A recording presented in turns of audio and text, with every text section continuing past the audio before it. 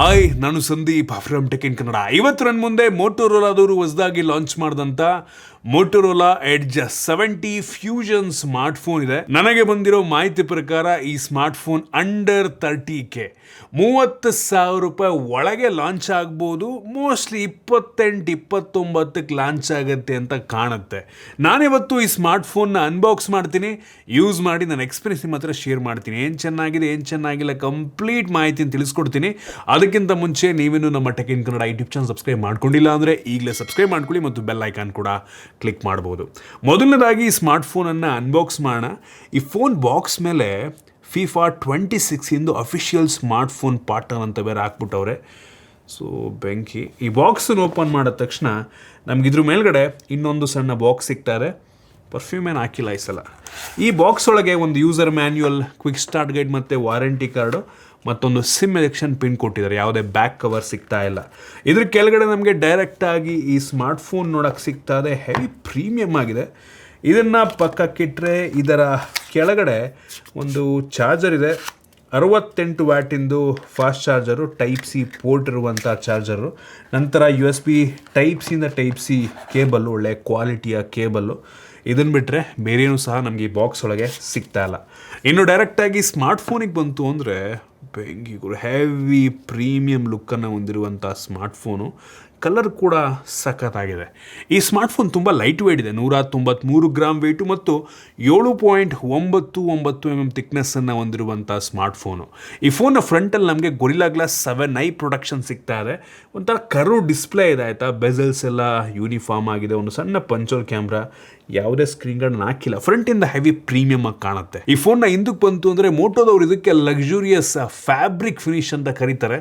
ಒಂಥರ vegan leather back, mat finish, ಕೈಗೆ grip ತುಂಬ ಚೆನ್ನಾಗಿ ಕುತ್ಕೊಳ್ತಾ ಇತ್ತು. ಹೆವಿ ಪ್ರೀಮಿಯಮ್ ಆಗಿದೆ. ನೋಡೋದಕ್ಕೆ ಯಾವುದೋ ಲಕ್ಸುರಿ ಪ್ರಾಡಕ್ಟ್ ರೀತಿಯಲ್ಲೇ ಕಾಣುತ್ತೆ. ಹೆವಿ ಇಂಪ್ರೆಸ್ ಮಾಡ್ತು ನನಗೆ.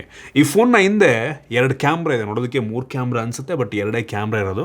ಮತ್ತು ಸಿಂಗಲ್ LED ಫ್ಲ್ಯಾಶನ್ನು ಕೊಟ್ಟಿದ್ದಾರೆ. ಈ ಫೋನಲ್ಲಿ ಪ್ಲಾಸ್ಟಿಕ್ ಫ್ರೇಮ್ ಇದೆ.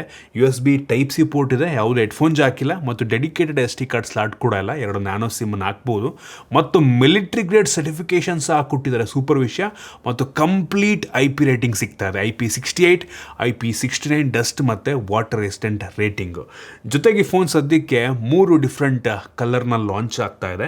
ಓವರ್ ಆಲ್ ಡಿಸೈನ್ ಮತ್ತು ಬಿಲ್ಡ್ ಕ್ವಾಲಿಟಿ ನಂಗೆ ತುಂಬ ಇಂಪ್ರೆಸ್ ಮಾಡ್ತು. ಸಾಲಿಡ್ ಆಗಿದೆ, ಥಿನ್ ಆಗಿದೆ ಮತ್ತು ಕಾಂಪ್ಯಾಕ್ಟ್ ಆಗೂ ಇದೆ. ಮಿಲಿಟ್ರಿ ಗ್ರೇಡ್ ಸರ್ಟಿಫಿಕೇಷನ್ನು ನೋಡೋಕ್ಕೂ ಕೂಡ ತುಂಬ ಚೆನ್ನಾಗಿದೆ. ಇನ್ನು ಡಿಸ್ಪ್ಲೇಗೆ ಬಂತು ಅಂತ ಅಂದರೆ 6.78 ಇಂಚಿಂದು 1.5K ರೆಸೊಲ್ಯೂಷನ್ನ ಹೊಂದಿರುವಂಥ ಅಮೋಲೆಡ್ ಡಿಸ್ಪ್ಲೇ ಇದೆ. ಎಕ್ಸ್ಟ್ರೀಮ್ ಅಮೋಲೆಡ್ ಅಂತದ್ದು ಏನು ಎಕ್ಸ್ಟ್ರೀಮಾಗಿ ಗೊತ್ತಿಲ್ಲ. ಮತ್ತು ಪ್ಯಾಂಟಾನ್ ವ್ಯಾಲಿಡೇಟೆಡ್ ಡಿಸ್ಪ್ಲೇ ಆಯಿತಾ ಇದು. 144 ಹರ್ಟ್ಸಿಂದು ಅಡಾಪ್ಟಿವ್ ರಿಫ್ರೆಶ್ ರೇಟ್ ಕೂಡ ಸಿಗ್ತಾ ಇದೆ.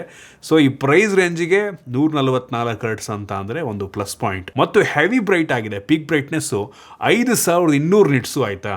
ಹೈ ಬ್ರೈಟ್ನೆಸ್ ಮಾಡಲ್ಲೇ 1600 ನಿಟ್ಸ್ ತನಕ ಡಿಸ್ಪ್ಲೇ ಬ್ರೈಟ್ ಆಗುತ್ತೆ. 10 ಬಿಟ್ ಡಿಸ್ಪ್ಲೇ, HDR10+ ಅನ್ನು ಕೂಡ ಸಪೋರ್ಟ್ ಮಾಡುತ್ತೆ. 100% DCI-P3 ಕಲರ್ ಗಾಮೆಟ್ ಇರೋದ್ರಿಂದ ಕಲರ್ಸ್ ಎಲ್ಲ ಆ್ಯಕ್ಯುರೇಟ್ ಆಗಿ ವಿವಿಡಾಗಿ ಕಾಣುತ್ತೆ. ಮತ್ತು ವಾಟರ್ ಟಚ್ ಸಹ ಇದೆ. ಕೈ ಒದ್ದಾಗಿದ್ರು ನಾವು ಈ ಫೋನ್ ಡಿಸ್ಪ್ಲೇನ ಯೂಸ್ ಮಾಡ್ಬೋದು. ಡಿಸ್ಪ್ಲೇ ಪ್ರೈಸ್ ರೇಂಜಿಗೆ ಹೆವಿ ಇಂಪ್ರೆಸಿವ್ ಆಗಿದೆ ಆಯಿತಾ. ಇನ್ನು ಸ್ಟೋರೇಜ್ ವೇರಿಯಂಟಿಗೆ ಬಂತು ಅಂದರೆ ಅಪ್ ಟು 12 GB ತನಕ ರ್ಯಾಮ್ ವೇರಿಯಂಟ್ ಅವೈಲಬಲ್ ಇದೆ ಮತ್ತು 256 GB ತನಕ ಸ್ಟೋರೇಜ್ ವೇರಿಯಂಟ್ ಸಿಗುತ್ತೆ. ಇದರ ರ್ಯಾಮ್ ಟೈಪು ಮತ್ತು ಸ್ಟೋರೇಜ್ ಟೈಪ್ ಇನ್ನೂ ಕನ್ಫರ್ಮ್ ಆಗಿಲ್ಲ. ನನಗನ್ನಿಸ್ತಂಗೆ LPDDR5X ಮತ್ತು UFS 3.1 ಸ್ಟೋರೇಜ್ ಇರಬಹುದು ಆಯಿತಾ. ಕನ್ಫರ್ಮ್ ಇಲ್ಲ, ಇರಬಹುದು. ಇನ್ನು ಪರ್ಫಾರ್ಮೆನ್ಸಿಗೆ ಬಂತು ಅಂದರೆ ಈ ಫೋನಲ್ಲಿ ನಮಗೆ ಹೈಯರ್ ಮಿಡ್ ಎಂಡ್ ಪ್ರೊಸೆಸರ್ ಇದೆ. Snapdragon 7S Gen 4 processor.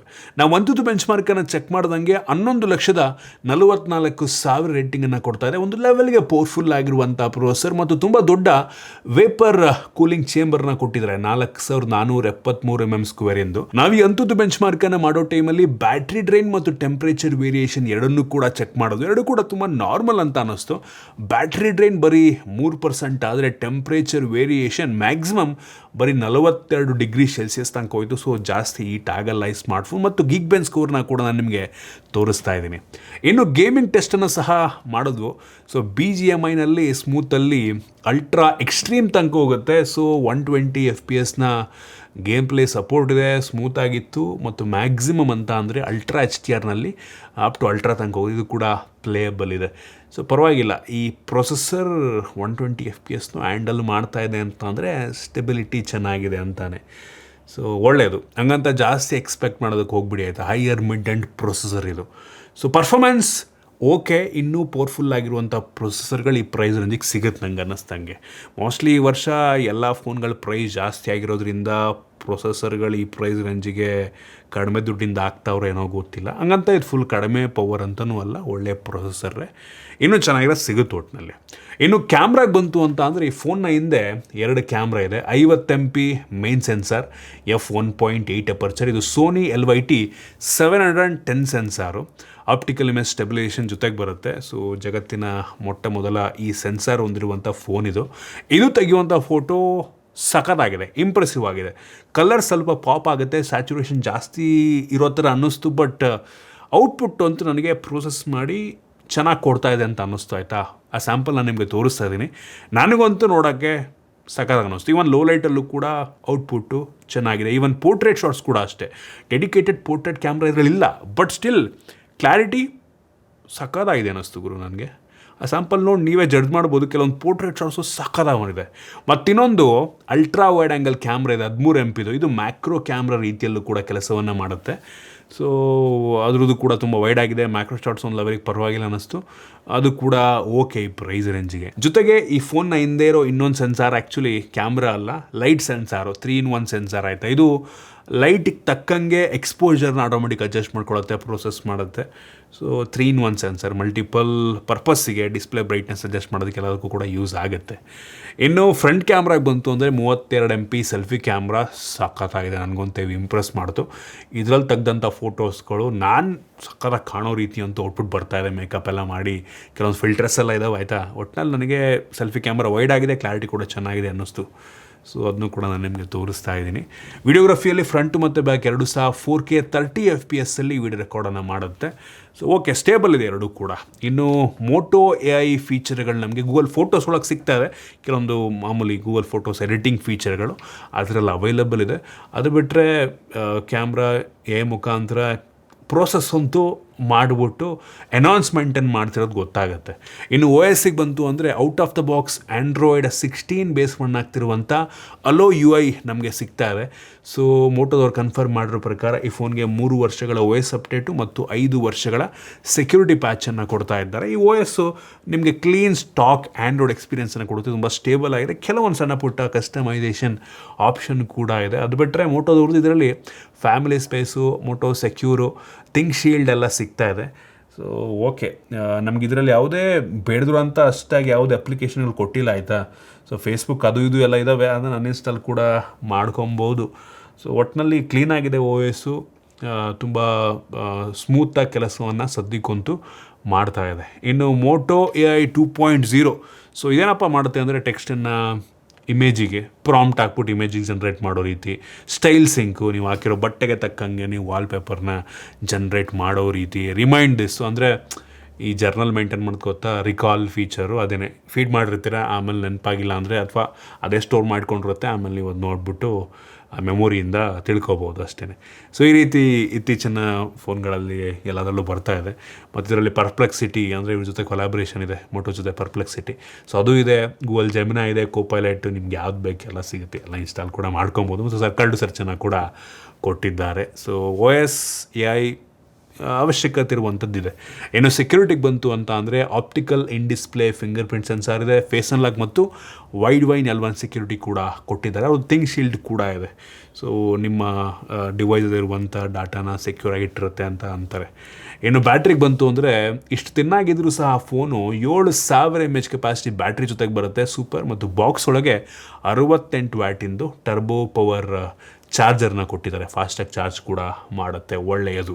ಏನು ಸ್ಪೀಕರಿಗೆ ಬಂತು ಅಂದರೆ ಡ್ಯೂಯಲ್ ಸ್ಟೀರಿಯೋ ಸ್ಪೀಕರ್ನ ಕ್ಲಾರಿಟಿ ಚೆನ್ನಾಗಿದೆ, ಒಂದು ಲೆವೆಲ್ಗೆ ಜೋರಾಗಿ ಕೂಡ ಕೇಳುತ್ತೆ. ಮೇಲೆ ಡಾಲ್ಬಿ ಅಟ್ಮೋಸ್ ಅಂತ ಬೇರೆ ಇದೆ. ಸೊ ಡಾಲ್ಬಿ ಅಟ್ಮೋಸ್ ಸಪೋರ್ಟ್ ಆಗುತ್ತೆ, ಆನ್ ಮಾಡ್ಕೊಬೋದು ಮೇಲೆ ಟಾಸ್ಕ್ ಬರಲ್ಲಿ ನೀವು. ಏನು ಕನೆಕ್ಟಿವಿಟಿಯಲ್ಲಿ ವೈಫೈ 6E ನಮಗೆ ಸಿಗ್ತದೆ, ಸೂಪರ್. ಬ್ಲೂಟೂತ್ 5.4 ಕೊಟ್ಟಿದ್ದಾರೆ. NFC ಸಹ ಇದೆ, 16 5G ಬ್ಯಾಂಡ್ಗಳು ಸಪೋರ್ಟ್ ಆಗುತ್ತೆ. ಸ್ಮಾರ್ಟ್ ಕನೆಕ್ಟ್ ಫೀಚರ್ ಸಹ ಇದೆ ಆಯಿತಾ. ಸೊ ನೀವು ಬೇರೆ ಮೋಟೋ ಅಥವಾ ನಿಮ್ಮ PC ಗೆ ಫ್ಲಾಲೆಸ್ ಆಗಿ ಫೈಲ್ ಟ್ರಾನ್ಸ್ಫರನ್ನು ಮಾಡಬಹುದು. ಸೊ ಈ ಪ್ರೈಸ್ ರೇಂಜಿಗೆ ನೋಡ್ರಪ್ಪ ಮೋಟೋದವರು ಒಂದು ಒಳ್ಳೆಯ ಲುಕ್ಕನ್ನು ಹೊಂದಿರುವಂಥ ಪ್ರೀಮಿಯಂ ಲುಕ್ಕನ್ನು ಪ್ರೀಮಿಯಂ ಬಿಲ್ಡನ್ನು ಹೊಂದಿರುವಂಥ ಒಂದು ಫೋನನ್ನು ಲಾಂಚ್ ಮಾಡಿದ್ದಾರೆ. ಅಂಡರ್ 30K ಅಂದಿದ್ದಾರೆ, ಗೊತ್ತಿಲ್ಲ ಎಷ್ಟಕ್ಕೆ ಲಾಂಚ್ ಆಗುತ್ತೆ ಅಂತ. ಒಂದು 25ಕ್ಕೆಲ್ಲ ಲಾಂಚ್ ಆಗಿಬಿಟ್ರೆ ನೆಕ್ಸ್ಟ್ ಲೆವೆಲ್ ಇರುತ್ತೆ ಆಯಿತಾ. 25,000 ರೂಪಾಯಿಗೆ ಒಂದು ಒಳ್ಳೆ ಫೋನ್ ಆಗಬಹುದು, ಒಳ್ಳೆ ಆಪ್ಷನ್ ಆಗಬಹುದು ಆಯಿತಾ. ತುಂಬ ಕಡಿಮೆ ಇತ್ತೀಚಿನ ರೀಸೆಂಟ್ ಲಾಂಚ್ ನೋಡಿದ್ರೆ ತುಂಬ ಜಾಸ್ತಿ ಫೋನ್ಗಳು 20ರಿಂದ 25 ಲಾಂಚ್ ಆಗಿಲ್ಲ, ಎಲ್ಲ 30-40 ರೇಂಜಲ್ಲೇ ಎಕ್ಸ್ಪೆನ್ಸಿವ್ ಆಗಿರೋದ್ರಿಂದ ಆಯಿತಾ.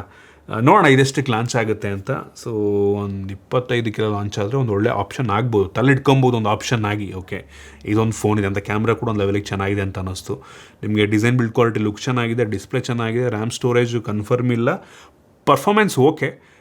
ನೋಡೋಣ ಎಷ್ಟಕ್ಕೆ ಲಾಂಚ್ ಮಾಡ್ತಾರೆ ಅದ್ರ ಮೇಲೆ ಡಿಪೆಂಡ್ ಆಗುತ್ತೆ. ಕ್ಯಾಮ್ರಾನೂ ಚೆನ್ನಾಗಿದೆ, ದೊಡ್ಡ ಬ್ಯಾಟ್ರಿ, ಚಾರ್ಜರು, ಸೊ ಎಲ್ಲ ಚೆನ್ನಾಗಿ ಕೊಟ್ಟಿದ್ದಾರೆ. ಸೊ ನೋಡೋಣ ಎಷ್ಟಕ್ಕೆ ಲಾಂಚ್ ಆಗುತ್ತೆ ಅಂತ. ಇದಿಷ್ಟು ಈ ಫೋನ್ ಬಗ್ಗೆ ನನ್ನ ಆನೆಸ್ಟ್ ಒಪಿನಿಯನ್. ನಿಮ್ಗೆ ಇದ್ರ ಬಗ್ಗೆ ಅನ್ನಿಸ್ತು ಕಾಮೆಂಟ್ ಮಾಡಿ, ಇಷ್ಟ ಆಗಿದ್ರೆ ಲೈಕ್ ಮಾಡಿ, ಶೇರ್ ಮಾಡಿದ ರೀತಿ ನಮ್ಮ ಬೇರೆ ಬೇರೆ ವೀಡಿಯೋಗಳಿಗೆ ನಮ್ಮ tech in Kannada YouTube channel subscribe ಮಾಡ್ಕೊಂಡಿಲ್ಲ ಅಂದರೆ ಈಗಲೇ ಸಬ್ಸ್ಕ್ರೈಬ್ ಮಾಡ್ಕೊಳ್ಳಿ ಮತ್ತು ಬೆಲ್ ಐಕಾನ್ ಕೂಡ ಕ್ಲಿಕ್ ಮಾಡ್ಬೋದು. ಸಿಗೋಣ ಮತ್ತೆ ಮುಂದಿನ ವೀಡಿಯೋದಲ್ಲಿ.